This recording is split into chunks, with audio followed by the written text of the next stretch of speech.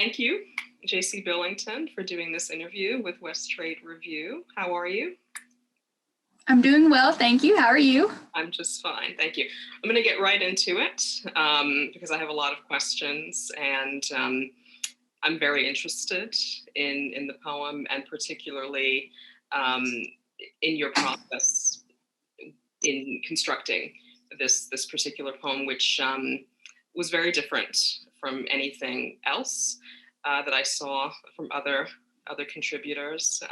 Thank you again for contributing that poem to this annual issue. I'd like to talk about the theme of placemaking in this particular poem, which you may find relevant. And to me, it was very poignant in Greenway. Placemaking is, of course, about the establishment of our connections to certain public spaces. Greenway is about a very distinct place, the Oconee River in Georgia, but you also liken it to other places in the United States, the Sugarloaf Mountains in the Catskills in New York, for example, Marathon in Key West, Florida, so that it becomes part of this broader American landscape. Were you interested in using this small place as a microcosm to tell a broader story about the natural world, or was the depiction of this specific place, the Oconee River and its environs, your primary interest? I think I've always been interested in poems functioning almost as an ecosystem in themselves. And the Oconee River was important to me in my undergraduate education, but also sort of as this curated public space that I would go to. And I was interested in depicting this specific place because it was where I spent a lot of time. But in the depiction of that specific place, it turned into more of a way for me to think about the broader world and the wider world around it. Because I think especially all of these ecosystems and everything are sort of interconnected and sort of threatened by the same things. And I think the relationship that I have with nature and sort of just landscapes and geography in general are easily transferable from one location to another. So when I was thinking about the Oconee River Greenway in Milledgeville, it was bringing back a lot of memories of other places I've been. I went to the Keys when I was a teenager, and that made a huge impact on me because it was a much different landscape than anything I'd ever been near. And it's the color of the water in Key West was reminding me of what the water in the Oconee River can look like sometimes. And just making all these different connections and gestures towards the wider natural world around us, but definitely using sort of the lens of the Oconee River to sort of bring that about. I think that definitely comes through because the poem has this ability to feel very rooted and at the same time very, very broad. Like it read to me very much as a Southern poem. And you bring up Milledgeville, and Milledgeville, for people who are literary, is significant as the hometown of Flannery O'Connor, who is, one of the country's best known Southern Gothic writers. Was Southern Gothic an influence here as well? Because there is something, to me anyway, about this portrayal of a kind of netherworld at the bottom of the Oconee River, and this interest and preoccupation with decay. Was that relevant at all to you, or? Oh, absolutely. I grew up reading, Flannery O'Connor, and her depiction of the literary grotesque was something that I was absolutely interested in. Her connection to Georgia College and State University was one of the reasons I went there for my undergraduate education in the first place. And Middle Georgia was just such a rich landscape in writers. They used to joke that there was something in the water that just made good writers. Like You had the color purple kids running around. It was absolutely an incredible community to sort of find your literary voice in. But that depiction of, you said, the sort of the netherworld of the Oconee, it's always interesting to, when in poems, when I'm considering nature almost as a refuge, I think that asks the question, what is nature a refuge from?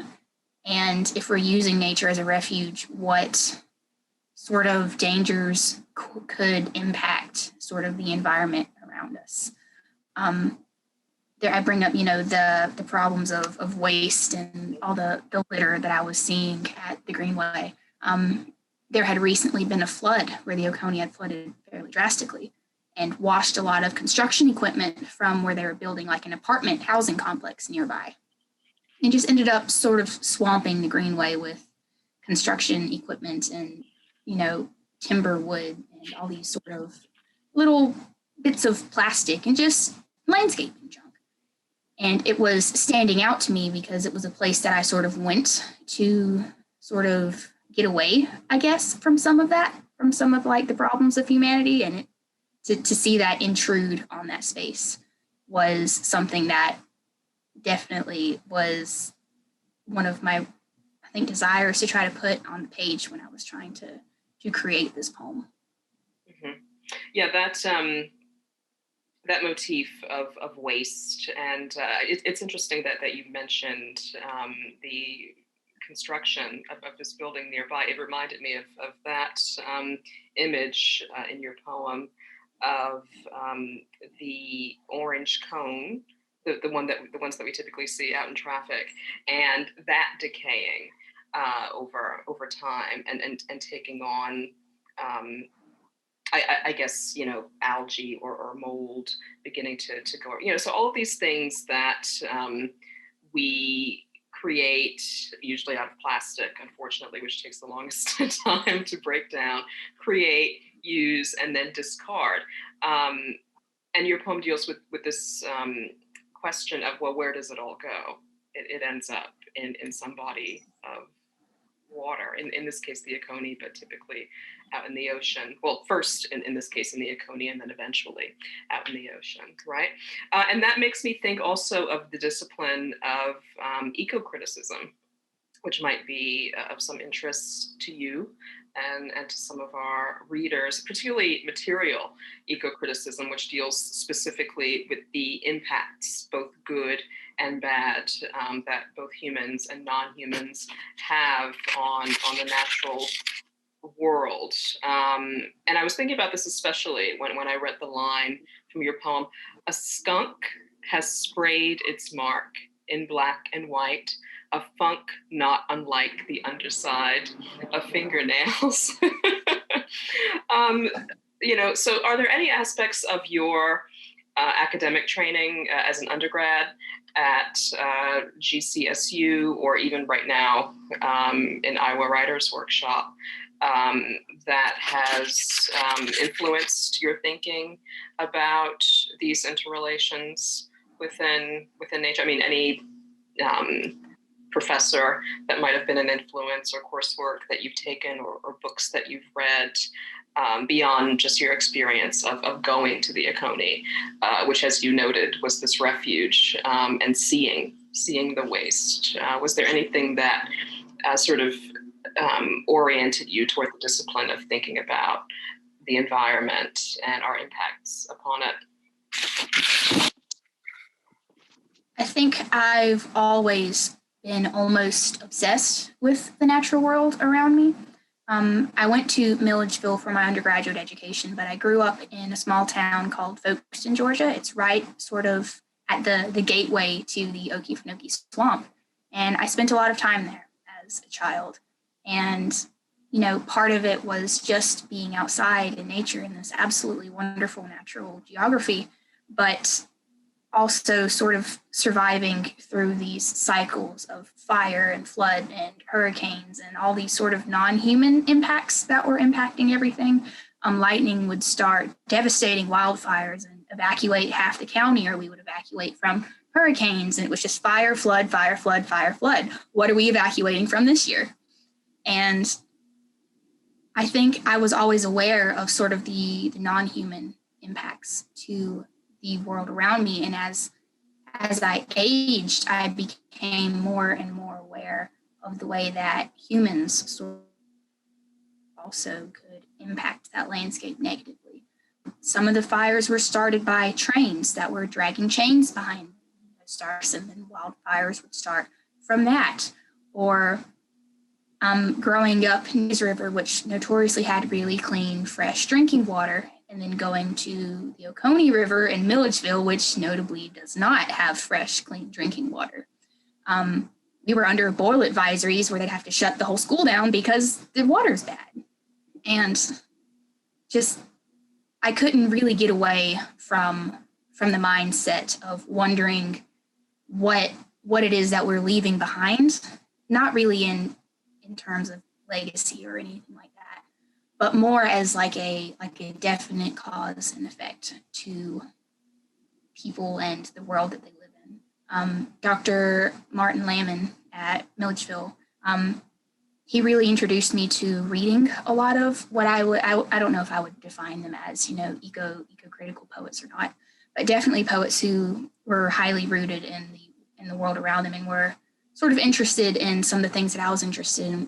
One of my sort of earliest poets that I studied was Mark Doty in his Atlantis collection, where he wrote so highly detailed and textured about the marsh in where he was living. And that was, I think, kind of where it clicked for me, definitely as sort of a diving off point from his work into, I guess, trying to depict the world around me in a similar vein. Mm-hmm. Okay. It's interesting, that phrase, highly textured and detailed, that you used to describe Doty's work. Your work also reminded me of Walt Whitman, who is considered, I mean, when people study eco-criticism or just, American poetry in general, you have to study Whitman. Your style of writing, the depth of description and lines that almost want to run off the page because there seems to be more to say, reminded me of Whitman. Is he an influence or somebody whom you think about when you're writing, or someone whom you read? I am a huge fan of Walt Whitman, so I'm thrilled to hear you bring up his name right now. I think you can't really get away from Whitman in a discussion of any type of poetry of landscape. It was very refreshing to me after studying a bunch of formal poetry coming up to encounter Whitman and just look at the reverent depictions of nature around him that he would make really just highly intimate, but also not in a way that excluded the reader, how he would just invite you to enjoy nature with him, alongside him in his work. On my best days, I would hope to aspire to something like that. I don't feel confident in comparing myself to him quite yet. Sure. I do. I love Whitman and his sort of almost maximalist take on how much can we cram into a line, and just keep that urgency there and that momentum, just moving the poem forward, especially when you don't really have like a formal structure to hang on to. Language is really the only thing left, the only sort of patterning device you have left to sort of structure everything around. Continuing on with that note about structure,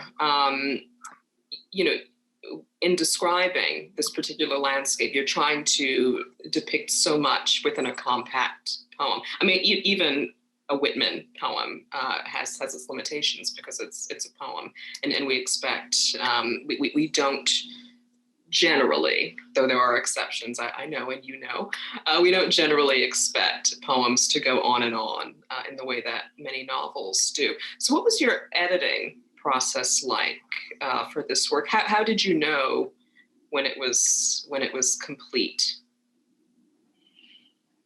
I will admit that originally this poem was quite a bit longer.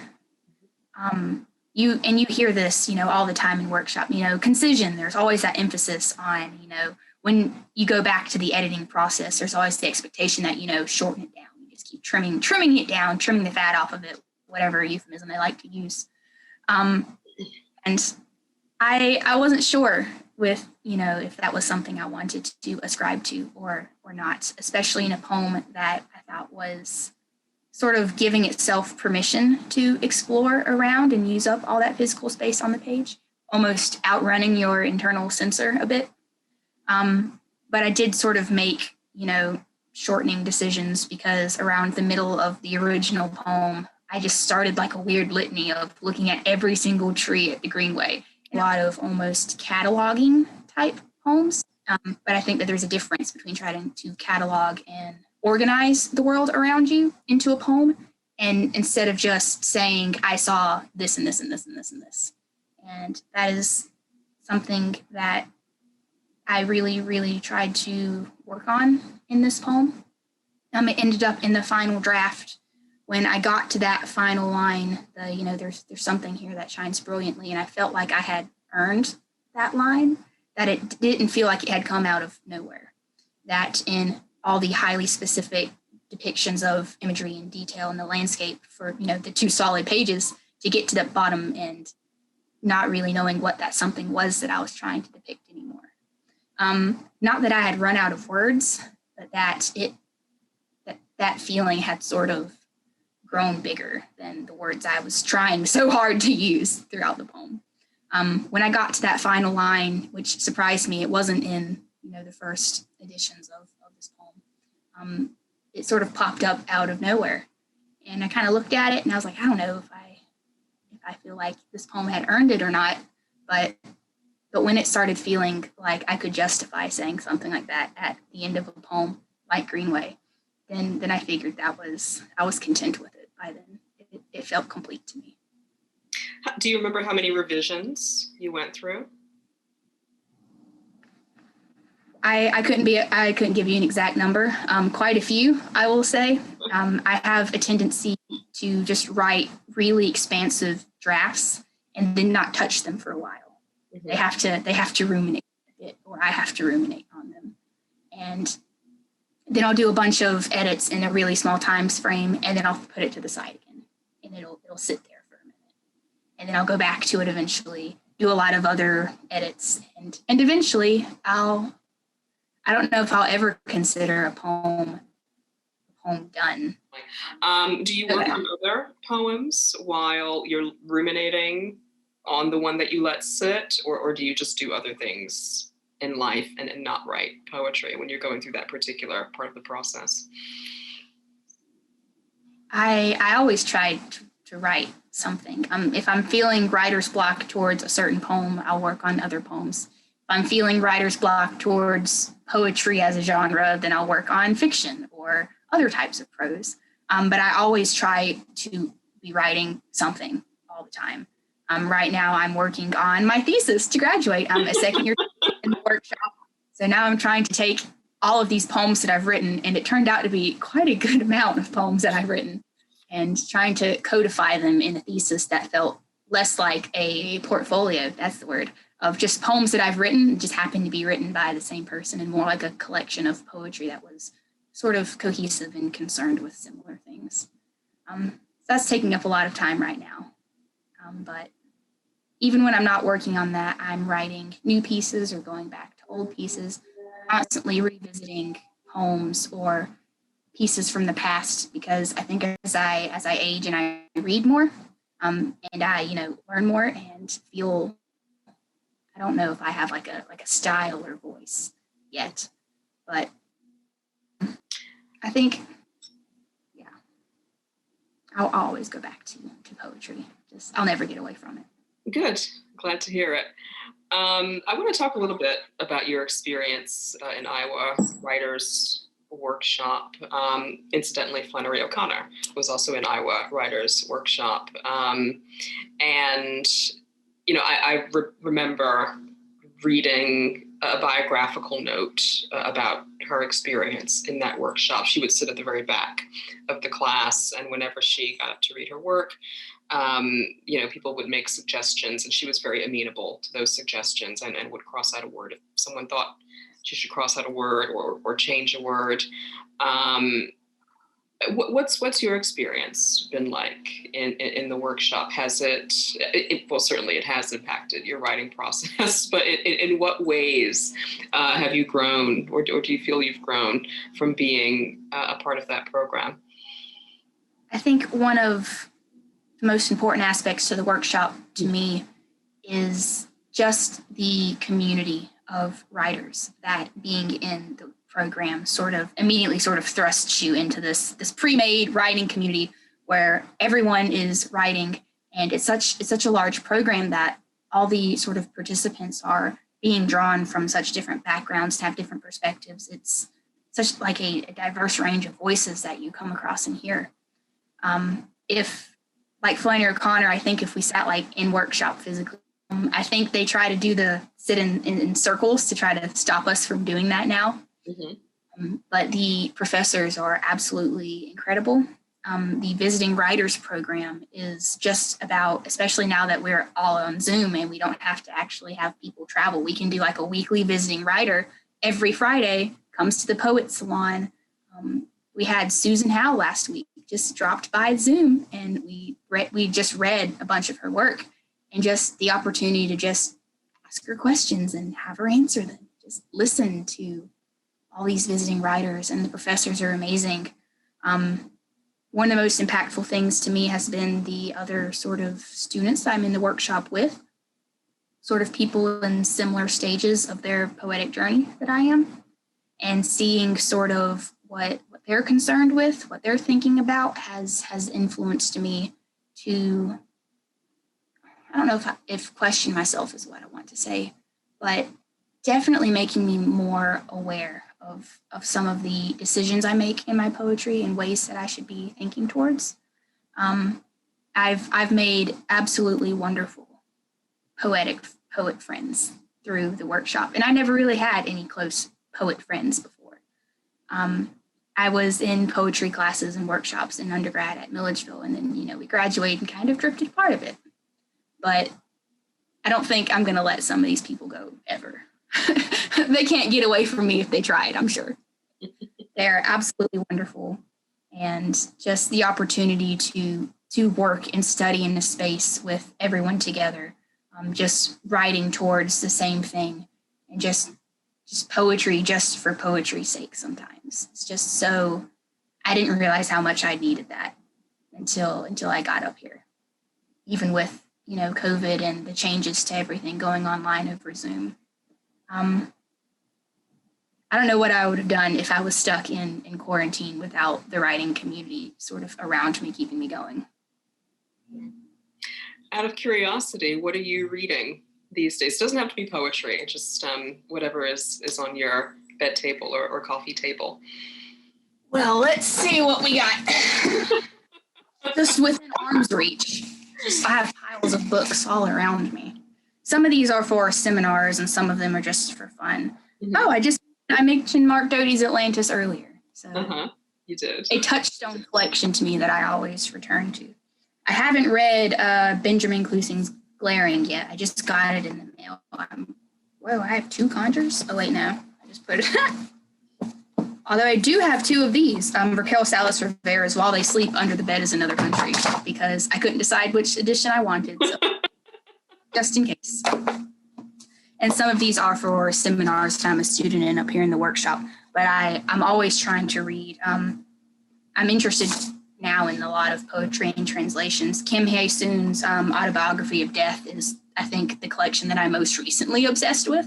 Mm. So this tiny book has kind of taken over my life these past couple weeks. I've read it just about on repeat. I keep thinking I'll read it every time I get to the end. I'm like, wow, that was really good.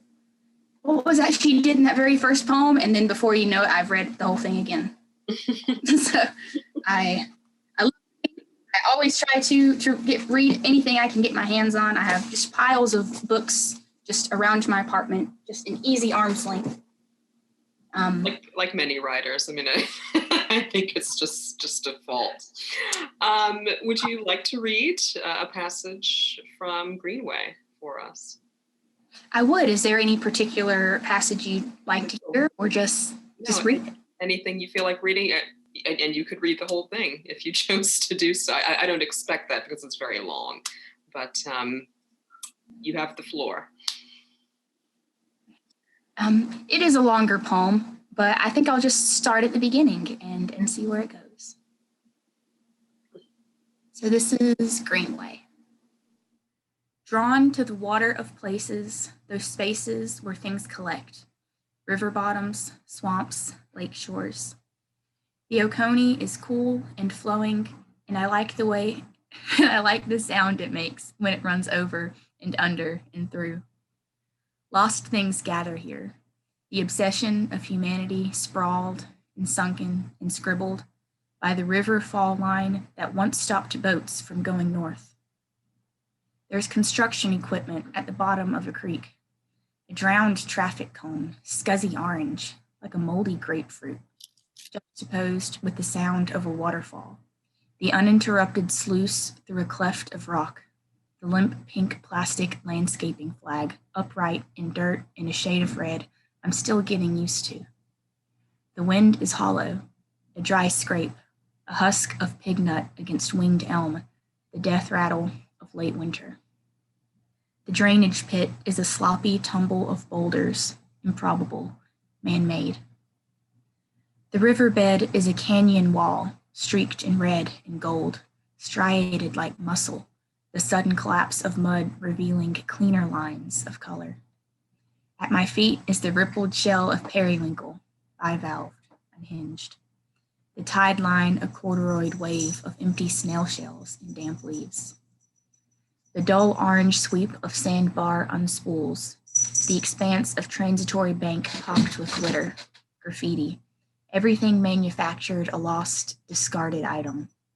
The rough dam of borrowed granite sunken and mottled, the lichen dappled, tortoiseshell, roan. I have seen this place underwater, cold, gray, red from the clay, green from the talc, brown from the tannin, swollen and broken. I almost step on the gray fur rope of coyote scat, nestled in dry stalks of amaranth under the white limbs of the skeletal sycamores. The only things still alive, still green, are the bramble thorns of smilax, the canopy of yew, river locust. These toxic things, these poisonous things, are the only sign of a spring ahead.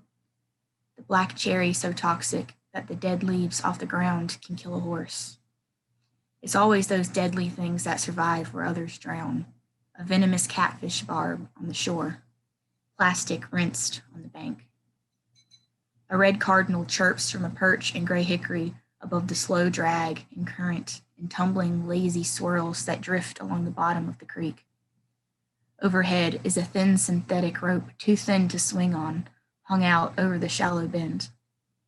The overflow bottoms are an upside-down chandelier of roots, palisaded by the furry, crawly caterpillar of fig.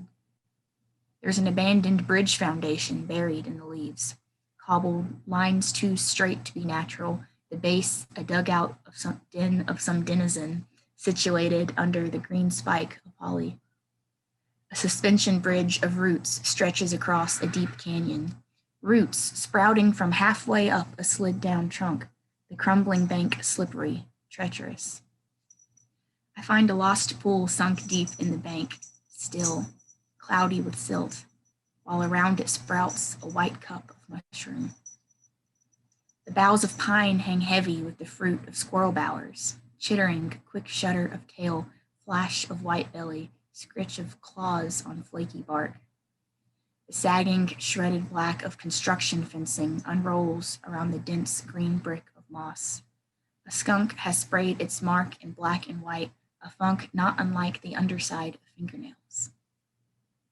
The path is littered with found china, chipped, cracked glaze of plates, and over under the hawthorn, a warty, lumpy, ugly gourd.